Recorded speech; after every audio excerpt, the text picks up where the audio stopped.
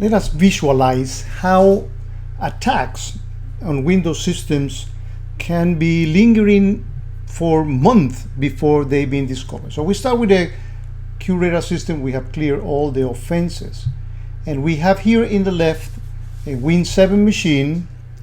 The address is 203, and we have a Kali machine here. His address is 123, ends in 123. And attacks can be executed many ways. I have an executable I created with MSS Venom. All these are tools available for hackers. And the file is called mylove.exe, and the idea is, how do we get that file to be executable? Well, it can be multiple ways. One way can be just opening a browser and go into the address of the attacker, and that actually, as you see, executes a particular command. And we have a session open, and we can use this as the beginning of an attack. But QRadar detected this attack, and if we open the offense, we'll see, actually I like to display the rules. These are the Sysmon rules that detected, a DLL hijacking with user access control bypass, unusual processing explorer, launcher the shell command. So he was able to detect, this particular attack, no problem. Let's actually clear this close this offense, and do another type of attack. In this particular case, I have another Windows 7 machine. This is actually the address 204, and the Kali system here is 124. And what we can show here,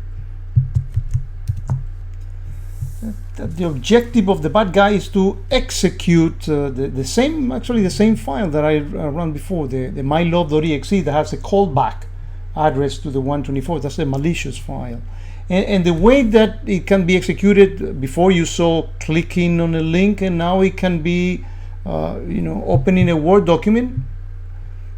If we open this Word document, this is installed with Office, standard Office install, and it complained here, I don't know why, about the license, but the fact of the matter is that this system, by opening that Word document, executes a Word macro, and that opens the attack to the actual user. And to show you the nature of that attack, because it's a little bit sophisticated, you will understand why they are so persistent in the machine, why they stay hidden for so long.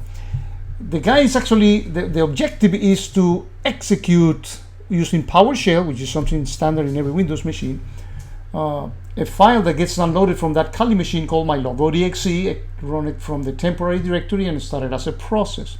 But instead of sending the command just like that, the attacker actually is going to obfuscate it by using encode base64, and you see that he even tries to obfuscate the encode option by using escape characters.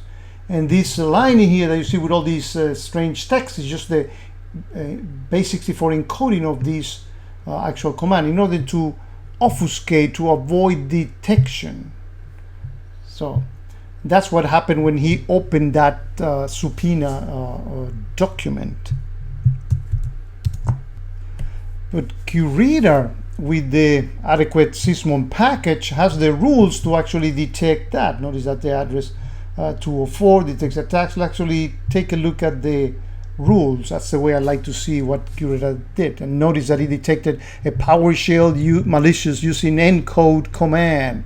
The DLL hijacking performing user access control bypass, which basically allows you to do with that machine whatever you want. PSExec. So it really has plenty of indication to detect that this is malicious. It combines all these things into a single offense, and warns the user about it. So let's prepare the system for the next attack. So I'm going to close this offense to make sure that I don't have anyone in my QRadar. I'm actually going to shut this machine down. Well, but before actually I shut it down, let me show you that this machine is actually fully patched.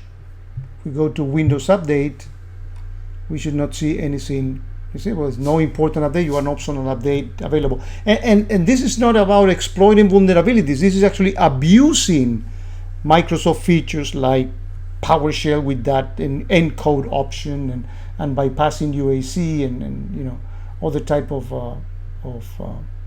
attacks. So let me bring the machine down by reverting to the snapshot because I'm going to launch another attack with the same Kali system, and as long as that my love.exe is running as a process, it will keep calling back to the mothership. So let me actually prepare the same Kali machine to another attack, and this time we're going to be attacking a domain controller, a Windows domain controller with the Kerberos technique, with ticket granted ticket, and we're going to see something very interesting. So let me bring the other Win7 machine that is connected to the Windows domain controller.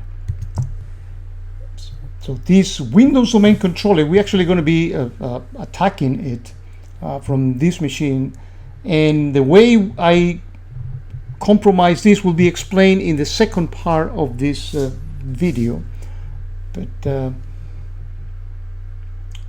and this is actually called external web server. So we're going to be attacking a file system that is protected by the Windows domain controller. So let's actually minimize this machine.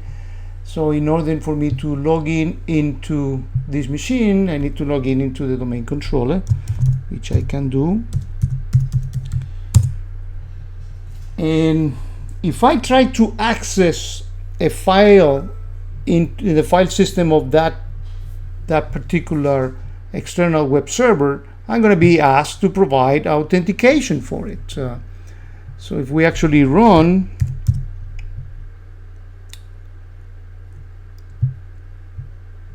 a command here, and we are going to be accessing precisely that external web server, and we click OK, it's going to say, well, you want to go there, give me the credentials, otherwise the domain controller won't let you. And that's good. That's the standard way of doing this.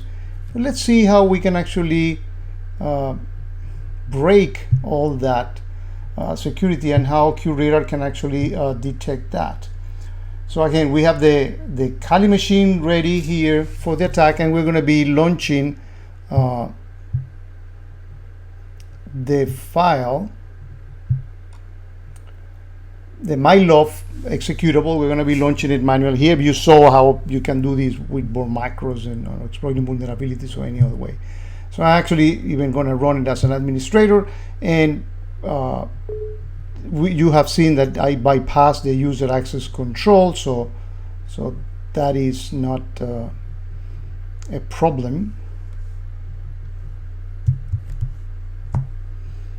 In fact, I believe that I can even execute this attack without running this as an administrator. Let me actually open that up, and as you see, I open a shell into my Kali machine. So that's the beginning of my attack.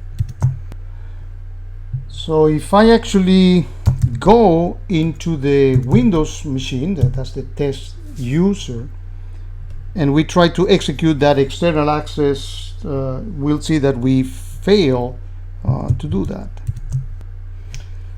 So the problem with this phase of the attack is that I cannot compromise that external web server. I don't have the authority to do that. I have a session there, but it doesn't have the, you see, I get the access denied. Active Directory is doing its thing, and the domain controller is preventing me from actually accessing that. So let me actually exit here and use Kiwi. And these are tools available, well known. This is it's executing Mimikatz. And what I'm going to do is actually going to show it here. I have it on a file. I'm going to execute this command, golden ticket, and I'll show you in the second part of this video how I created, where I obtained the session ID and the actual hash in here. But I have it, so I'm going to actually create a golden ticket now.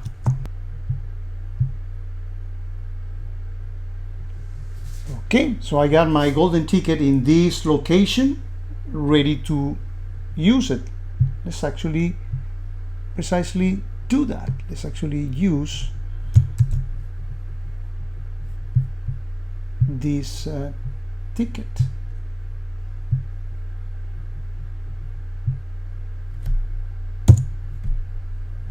Okay, now let's go into the actual machine again. Let's execute that dir command that we did before. No, actually,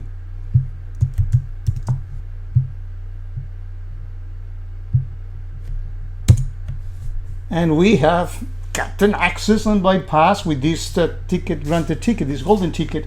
We have bypassed the security of the domain controller, and here are the files on that server that I could not see before. And if we look at the tickets that I have using the klist command, notice that I have the initial one on the attack, and notice the validity of it. It's giving me 10 years until 2028 for this attack. And here's the ticket, granted ticket with SHA 256 that I use for the actual attack. And I want to show you the rule that the Bright Mutas wrote to detect this use case. So I'm looking at opening up the offense. I'm looking at the events that trigger this particular attack.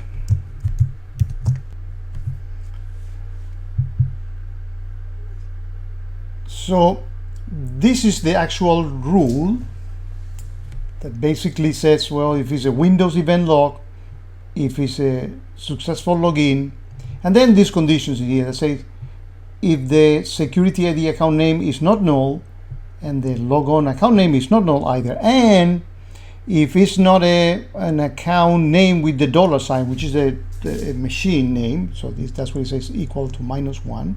So if it's not, doesn't have a $, then the last condition is actually executed, which is the account name if different from the logon account name. So let me actually show you. Let's look at the event and see where that actually, how Mutas figured out how to detect this very easily.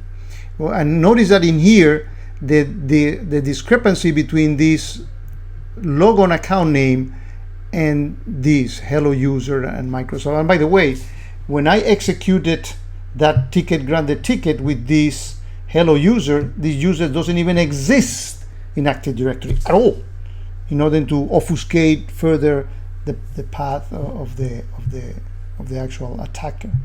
So here you see how we have compromised a file system. In this particular case, I had it in the same machine where Active Directory, the domain controller, is actually running for simplify the number of machines, but it can be a different system. So this example proved that you can actually, by simply compromising a host, you can actually generate a ticket granted ticket, a golden ticket, and compromise that system. And here we show you how QRadar did it. In the next video, we're going to show you how we compromise the actual domain controller to get the hash and the session ID that I just showed you before.